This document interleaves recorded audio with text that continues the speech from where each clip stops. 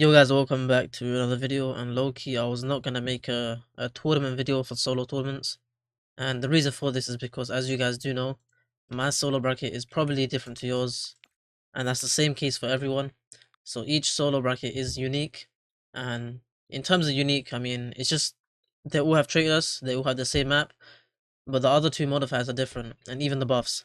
So as you can see, I have resistance, which is so frustrating to deal with. It just cycles through each buff, I mean each element, and those elements just do 0 damage eventually. Then I have a 25 upgrade cap, which is kind of frustrating as well. Then I got a Terra and Hydro debuffed, and Gale and a Dark buffed. And the Dark buff is nothing crazy, and the Gale buff is just irrelevant because the only Gale unit is legit in Himaki, so I did manage to get, was it, what I get in my bracket? I got like 945. I probably could get like 1k, maybe like up to 1.1k. But it's just about managing my time efficiently, especially with the resistance modifier. You'll see what I do to counteract that. But yeah, pretty much, you can see this is the team I am running for it. So Megami, Judar, and that's the funny thing. He is 0.6x damage, but even with that, on this map alone, he just does so much damage. I think in the end of the run, he has like 70 million each in both Judars that I place. And since he only has like 8 upgrades, I can manage his my 25 upgrade cap efficiently because 10 upgrades, 7 upgrades, and 8 upgrades. So that'll be 25 upgrades. And then since Utah can do a decent amount of damage when he copies people, so as you can see, there's like, was it 40% of the closest unit? Yeah, that's nice. So 40% of the closest unit, so we're gonna be copying 40% of Judah's damage, and then of course Megami's. So he can do a bit of damage, and since he is dark, he's gonna get amplified by the 1.5x. And then of course Inumaki for the slow, Senku for the farm, so we'll get him upgraded early game. We'll get Judah to like 2 upgrades, and then Megami maxed out. And then once we have enough yen, we just sell him and we just put all the yen into our Judah. And I did bring Utahime for the 5% damage buff. I can give the 5% damage buff to Judah, Megami, and even like the summons that Megami does have. But if I wanted to change this, I probably could change it to Galtha for the 20% damage amp from the Puppets mark. But that's pretty much it for the team setup and why I'm running each of them. Let me just show you what I'm running on in terms of like equipment. So for Megami, this one, Bamboo.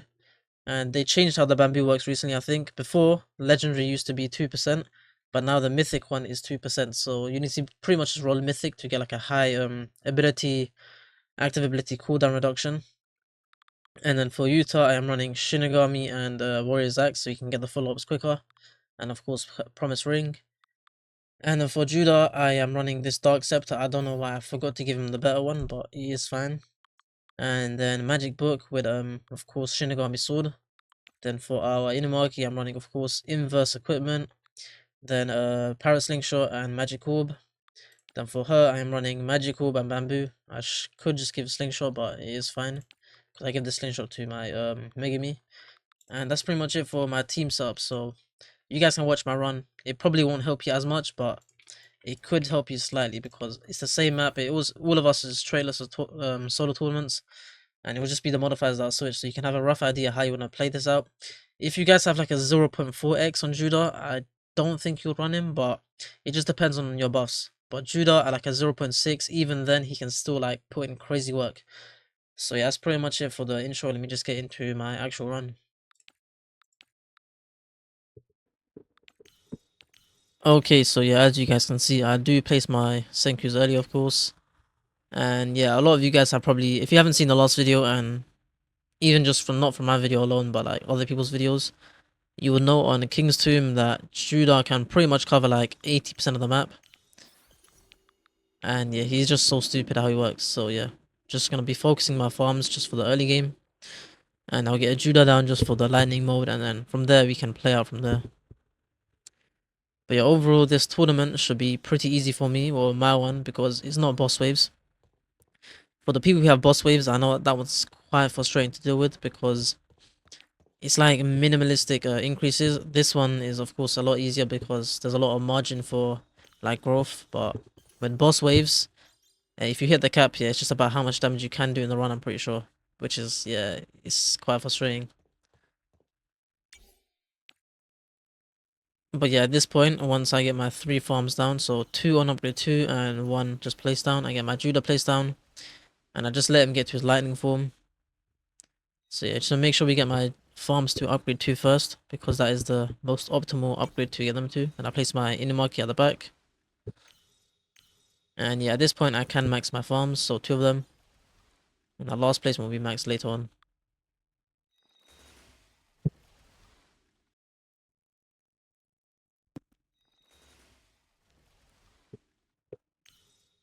And yeah, I should be able to max my farm, and I get 2 upgrades into my Judar, I think. 2 upgrades in my Judar. And eventually he should get to lightning form. Once he does get to lightning, I switch him to none. And he should just be doing 50% of his damage to all these enemies. And then I get my Megami placed in a way where he's covering a lot of path. So pretty much all the path around him. And I just get him auto upgraded and max him out. Then I get my bird placed here and set to closest, so you can stun these guys right here. And your main focus right now is just to make sure I get Maharaga as early as possible, so he can build the 100 takedowns for the 100% damage buff on himself. And yeah, overall should be pretty easy at this point. The one thing that you need to be looking out for if you do have resistance is when the resistance changes, it shows on screen saying now switching to Hydro, now switching to Terra, now switching to Flame, etc. So you can see resistance changing to Storm. So whenever it does change to Hydro, you have to turn auto skip waves off. And by doing that, you can pretty much just hold out until the next refresh, and then you just play your auto skip back on, and you can pretty much survive like that. And for the most part, you only do it for Hydro because, as you can see, my main DPS is my Hydro unit. But I can also do it for the Dark element as well later on, towards the end game, but it does cut a lot of time off. But you'll see, if you manage it perfectly, you should be able to deal with a lot of enemies, and they do get quite far, and eventually at some point at the end of the run, they're just very strong, the enemies. So I probably could get to like 1.1k and then maybe like slightly, if I can push to 1.1k maybe. But yeah, overall this is like one of the better runs I did get. I did not put much effort. It was like 2-3 runs. I didn't do much. But you will see what happens later on. So I have my 2 Utas here placed on my Judars. So 1 on the left, 1 on the right. And then I'll place 1 more Utah above the Megami. And that should be all my placements for my Judar. And at this point, what you want to be doing is just waiting until you get 100k yen. And then you can just sell your farms and max your Judars. So I have all my placements ready, so I'm making sure I get my Utahimes down, putting them in places where if Maharaga is in those locations, he's going to get that 5% damage boost as well.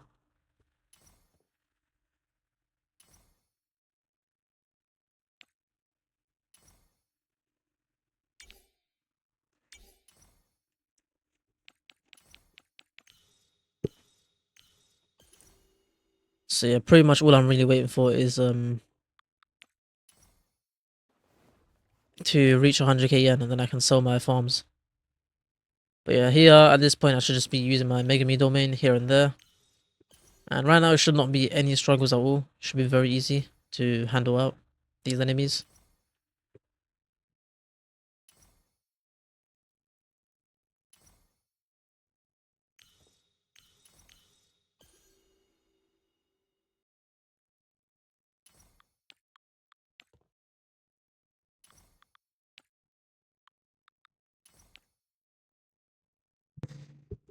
And yeah, here I'm switching my Megami's targeting just to see strongest or closest, whichever one works best.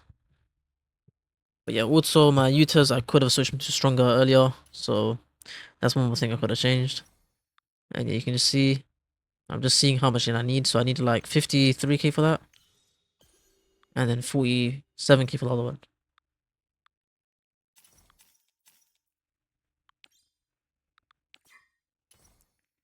And yeah, that's all my upgrades done. I have no more upgrades left, so you can see most of my upgrades are into Judas, and then the rest is into Megami. And by doing that, I can have Maharaga up following the enemies, and it does help a lot.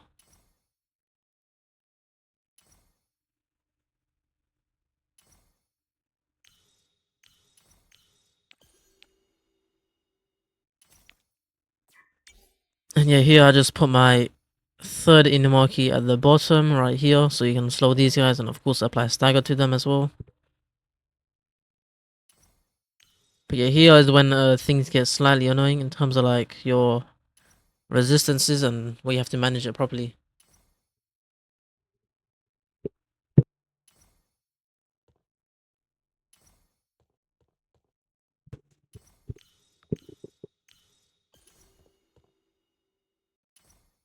So I'm going to use my Megami domain before these guys enter, so it does not push them back.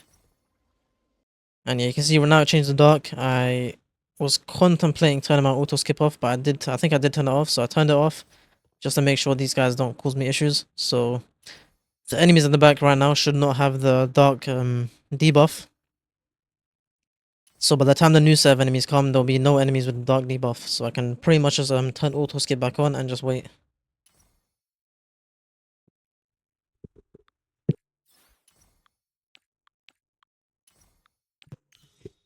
And yeah, as you can see, once it says it's changing to flame, I can just pretty much just turn auto skip back on and no enemies should have dark. So it means that my Megami and my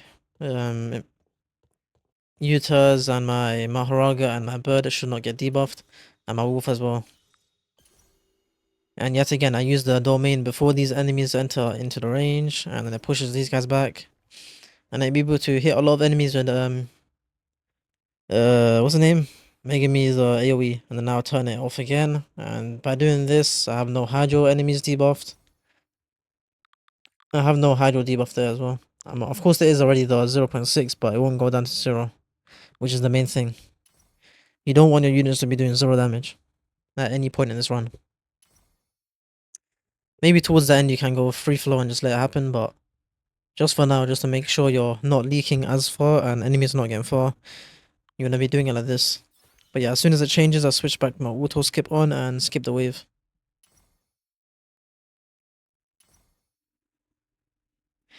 One thing I forgot to do in this run was making sure I switch my units to weakest at the end of the run, like last final 40 seconds.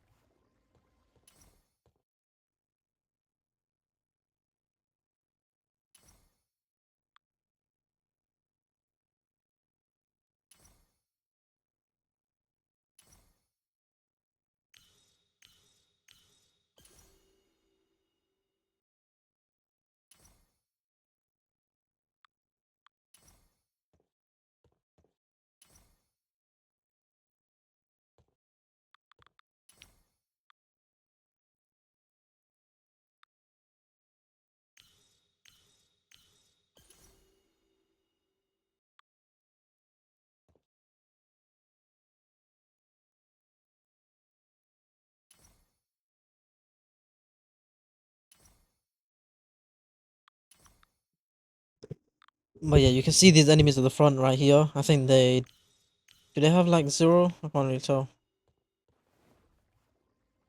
They might have the 0 Hydro, so that's quite frustrating, but you can see how most of the enemies behind them are not getting that far as well. And that's why you're trying to manage your resistances pretty much perfectly, and yeah, that way you should be fine in terms of dealing with them.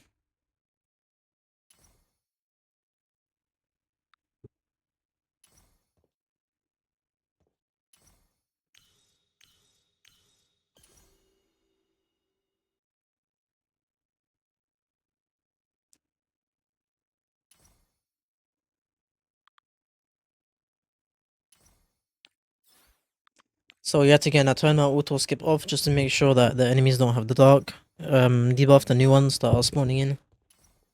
And yeah, from there it should just be fine.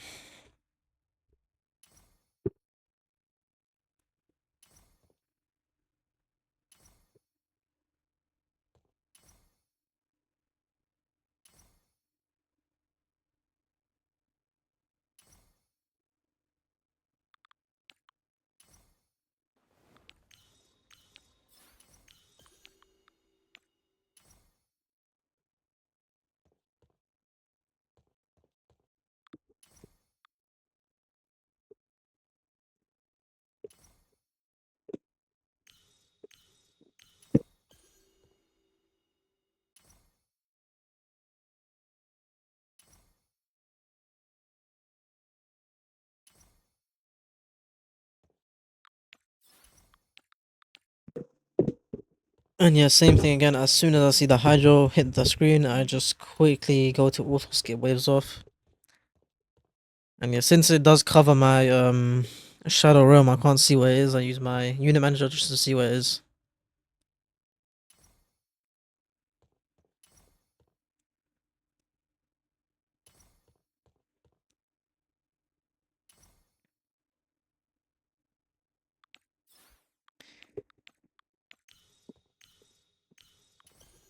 And yeah, use Shadow Realm here as well. And I think at this point you can auto Shadow Realm, considering there's only 3 minutes left. So you want to be having that buff on Judar as much as possible. And at this point, if Dark does get you debuffed, you just ignore it and just play the run out. Since as you can see, I'm at 800 kills, and with 3 minutes left, I only managed to get like, was it 140? Yeah, so yeah.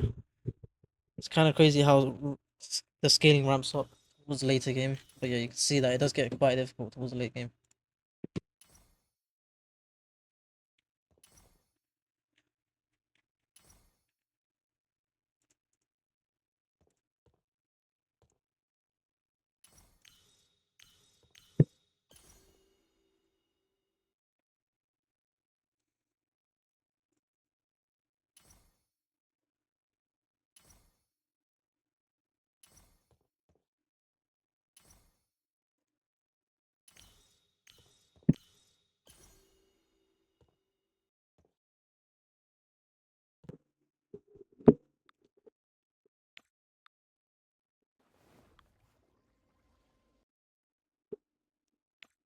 And yeah, at this point, I'm not really worrying about the resistance anymore because the enemies will be getting as far as possible, so might as well just do as much damage as we can to them.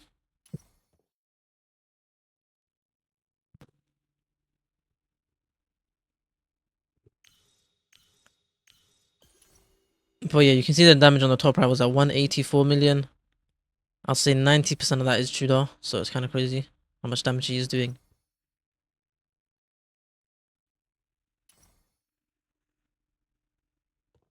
And you can see it changed to dark now, but so doesn't really matter, we just keep slowing them. So the new enemies that are spawning in are dark debuffed. There's not much we can do about it because as you can see, there's not much enemies left. Like on the map, there's like, I mean, there's a 150 enemies on the map, but we just have to make sure we're just letting enemies constantly spawn in just so we can get as much damage as possible.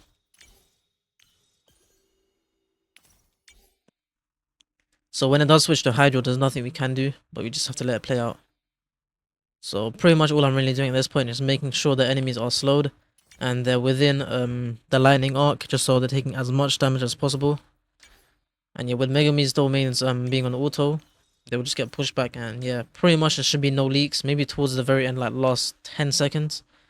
But yeah, at this point, I want you guys to, if you guys are in like a similar round to me, similar situation, you're gonna switch all your units to your weakest. Your Megumis, your Baharaga, your bird. You move your bird and you put him to weakest. You also put your Utas on weakest. And that's just to get a few more kills, like a few extra kills. But yeah, that's pretty much it for my run. So if this run does help you, like, subscribe, and yeah, I'll see you in the next video. Peace.